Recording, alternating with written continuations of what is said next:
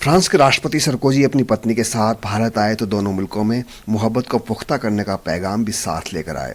मगर सेना में कर्नल रहे फ्रेंच भाषा के विद्यार्थी पूर्ण सिंह राठौड़ ने राजस्थानी और फ्रेंच जबान में संबंधों का ऐसा सेतु खड़ा किया है जो इन संबंधों को एक नया आयाम देता है। कर्नल राठौड़ ने कोई ऐसे 400 शब्द खोज निकाले हैं जो फ्रेंच और राजस्थानी में एक समान है। इससे उत्साहित फ्रेंच भाषा के विद्वान कहते हैं इस खोज को और आगे बढ़ाना चाहिए। रिपोर्ट।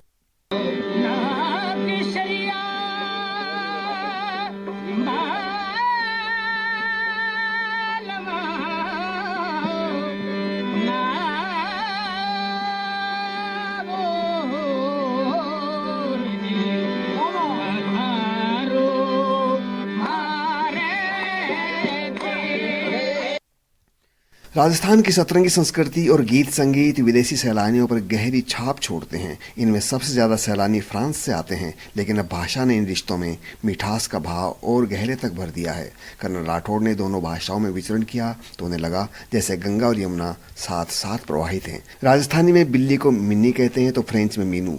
राजस्थानी में वाद्य यंत्र बाजो है तो फ्रेंच में इसे बांजो कहते हैं। कर्नल राठौड़ कहते हैं तो बहुत सिमिलैरिटी निकलती आ रही है धीरे धीरे। मुझे लगता है कि और भी ज़्यादा शब्द मिलेंगे। मेरी लिस्ट अभी 400 शब्दों की हो चुकी है और मुझे पूरा भरोसा और भी शब्द है जो, क्योंकि हम इतना कम फ्रांसीसी के संपर्क में हैं, पूरा पढ़ते नहीं हैं, इतना ज़्यादा एक्सपोजर नहीं है हमारा, इस वजह से।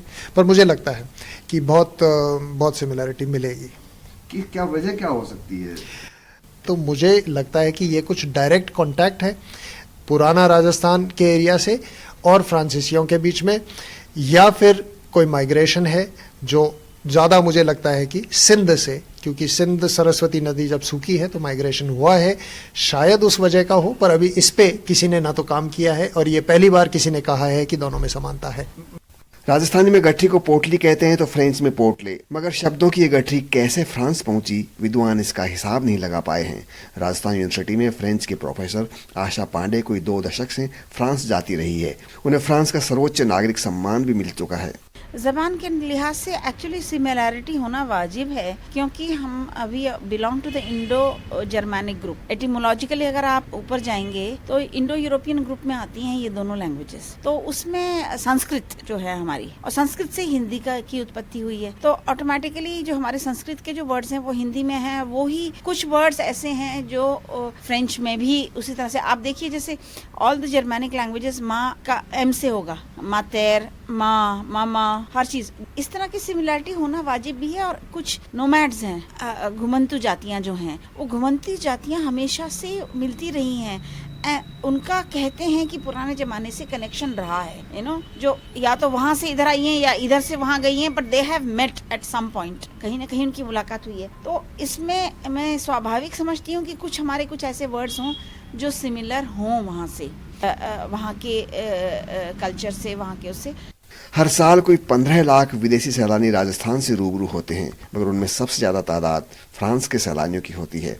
पर्यटन विशेषज्ञ संजय कौशिक कहते हैं मेरे हिसाब से भारत की और फ्रांस की जो संस्कृति है वो बहुत मेल जोल खाती हुई है।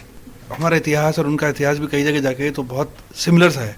स्पेशली हमारे यहाँ जो फोर्ट्स, पैलेसेस, कासल्स जो हैं राजस्थान के, वैसे बहुत सारे फ्रांस में हैं। उनको भी होटल्स में प्रमोट किया जा रहा है। अभी भी कुछ राज परिवार के लोग हैं वहाँ रह रहे। तो जो फ्रांसीसी पर्यटक यहाँ आते हैं उनको यहाँ की संस्कृति, यहाँ का रहन सहन, यहाँ का खान पान, यहाँ का लोक संगीत, यहाँ के लोगों का स्वभाव, यहाँ की हॉस्पिटैलिटी, आव भगत जिसको कहते हैं, वो बहुत पसंद है। और उस वजह से जो टूरिस्ट है वो हर सीजन में, कि जो राजस्थान में जो पर्यटक आए उनमें सबसे ज्यादा फ्रांसीसी पर्यटक थे। तो उसकी एक सबसे बड़ी उपलब्धि जो राजस्थान की मान सकता हूँ कि यहाँ की इन जनरल हर चीज, हर कण कण जो है वो पर्यटन के, स्पेशली जो फ्रांसीसी पर्यटक है उसको बहुत आकर्षित कर। उनको आगे यहाँ लगता है कि वो अपने ही देश में कहीं घूम रहे हैं, अपने ही जैसे लोगों में घूम रहे हैं। कुकड़ू को फ्रेंच में कोकोरिको है तो रीत यानी परंपरा को फ्रेंच में भी रीत कहते हैं। 2 समाज, 2 संस्कृति, एक पूर्व, एक पश्चिम, मगर प्रीत एक जैसी। प्रोफेसर आशा पांडे कहने लगी केवल भाषा ही नहीं, जिस तरह से यहाँ पर हमारा क्लोज निट सोसाइटी पेरेंट्स के और बच्चों का है, उस तरह से वहाँ पर भी उस तरह का क्लोजनेस फैमिली में है, उस तरह का केयर है। हमारे जो स्टूडेंट्स जाते थे, मैं हर बार 15 से 20 स्टूडेंट्स लेके जाती थी और वो परिवार में रहते थे, इतने घुल मिल जाते थे उनके बच्चों जैसे। मतलब ऐसे सीन हमने देखे हैं कि रेलवे स्टेशन पे पूरा ग्रुप निकल रहा है और बच्चे भी रो रहे हैं और फ्रेंच माँ बाप भी रो रहे हैं उनके कि ये जा रहे हैं हमारे साथ। और अगर हम डिटेल में जाएं तो हमें और बहुत कुछ मिलेगा। दुनिया एक नायाब गुलदस्ता है। इसमें अलग अलग मजहब, जबान, लिबास, चेहरे मोहरे बहुत कुछ है। कोई इस गुलदस्ते में समाहित फूलों में भेद और विभाजन ढूंढता है, कोई इंसानी रिश्तों को पुख्ता करने का सबब।